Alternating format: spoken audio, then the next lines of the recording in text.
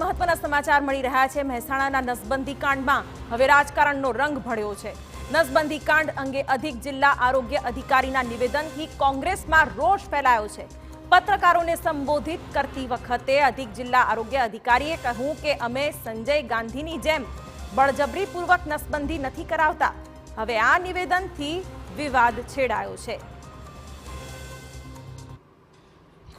સંજય ગાંધી જે રીતે કર્યું હતું એવા અમે કેસો નહીં કરવા માંગતા। ફોર્સ વાજેક્ટોમી આમાં કેસ હોય અને કાઉન્સેલિંગ કરવાનો, કેસ પોતે સામેથી ચાલીને કે મારું ઓપરેશન કરાવવું છે તો અને તો જ ઓપરેશન કરાવવાનું, એનું કાઉન્સેલિંગ હોય, એની સહી હોય, કન્સેન્ટ લીધા સિવાય કોઈ સહી શકે નહીં। આમાં થંભ છે ભાઈનો, એને ઓપરેશન કરવા માટે સંમતિ આપી દીધેલી, એના આધારે એને એ લોકો લઈ ગયેલા। સાહેબ, કાઉન્સિલિંગ અન્ય કર્મચારી કરે છે અને અન્ય વિસ્તારનો કર્મચારી ઓપરેશન કરવા લઈ જાય છે।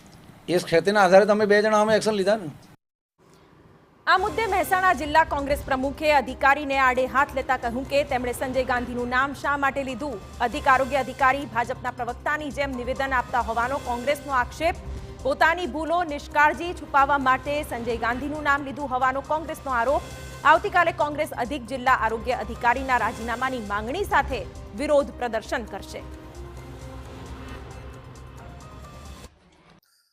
એડીએચઓ ગઢવી સંજય ગાંધીનું સ્વર્ગસ્થ સંજયજીનું નામ કેમ લીધું અને કયા કારણોસર લે છે તે શું સાબિત કરવા માંગે છે?